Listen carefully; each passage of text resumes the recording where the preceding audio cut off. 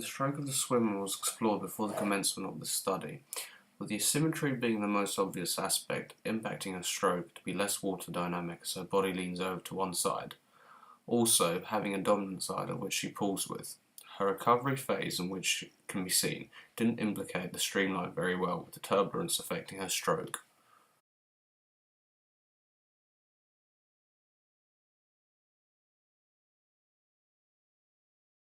The swimmer I'm analysing in the second closest lane completing 100-metre breaststroke before working with her on my programme to improve her 50-metre of the 100-metre breaststroke event. The splits within this swim were 37.58 and the second half was finished in 1:19.63, resulting in the second 50 to be 42.05. Within this video you can see that the first 50 metres 17 strokes were taken, in comparison to the second 50 metres in which 21 strokes were taken. The swimmer fatigued enormously, stating herself that she didn't feel fit enough to complete a good 100-metre swim. This could be due to the fact that the second half of the race felt so weak.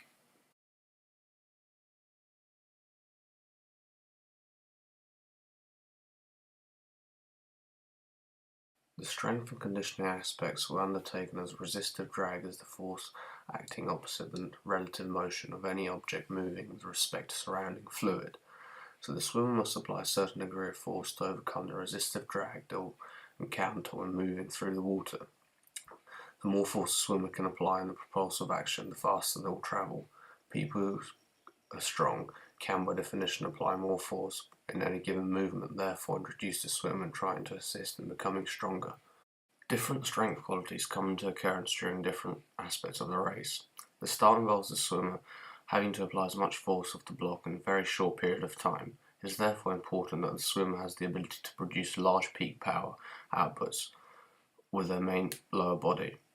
During the free swimming aspect of the 100-metre breaststroke race, as little as 18 strokes may be taken in 50 metres.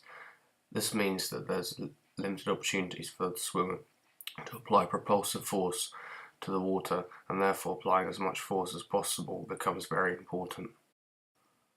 The main propulsive muscles used during a swimming race are the latissimus dorsi, pectorals, and the quadriceps. We therefore want to use exercise which allows us to sufficiently overload these muscles. The first land training session within the week was focused on legs. The swimmer already completed training legs for explosive exercises such as box jumps. Weight was added to increase propulsive force within the lower body of the swimmer. However, straight away you can tell the swimmer's legs are weak, the knees collapsing by going in while squatting, meaning that there's big significance to improved leg strength within this program, as it's a large part of breaststroke. The swimmer was advised to complete lateral lunges, as research showed that it's beneficial for breaststroke as it's provided gluteus activation on one portion of the body whilst increasing flexibility of the abductor complex on the opposite side simultaneously.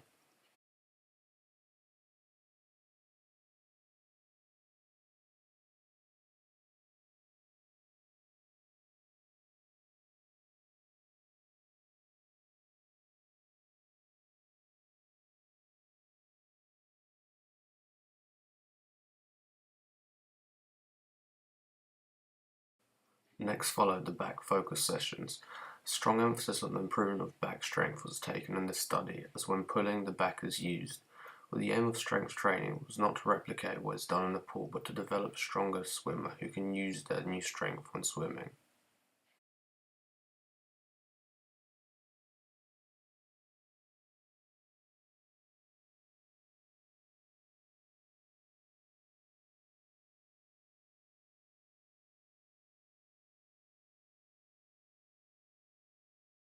The last aspect of land work was focused on the pectoral and core muscles of the body. This was undertaken to strengthen the chest and balance out the muscle symmetry to make the technical aspects of the stroke more efficient. Different types of press-ups were also pursued to implement explosiveness within the muscles and train fast-twitch muscles. A plank and a streamlined position were also endeavoured to keep core muscles engaged, for instance, when pushing off the walls.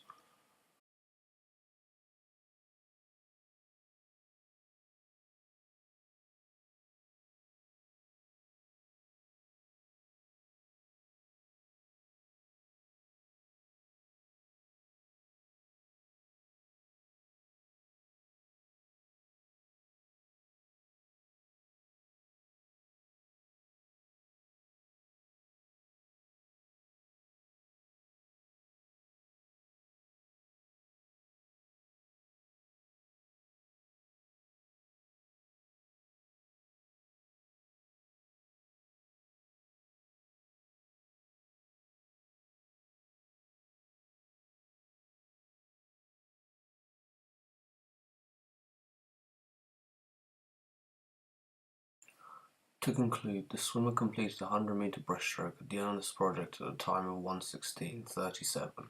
The swimmer completed the first 50 metres in 36:50 with a distance per stroke of 1.69 metres and a stroke rate of 51 strokes per minute.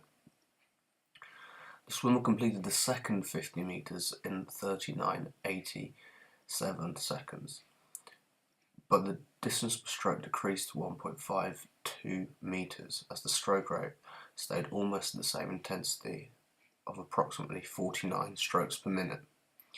The swim improved by 3 seconds overall from the start of the study, in which it reduced the back-end time by over 2 seconds in the second 50 metres, even though the distance per stroke was reduced largely due to fatigue. The strokes rate in which the swimmer was performing was kept up to compensate for the loss of the efficiency.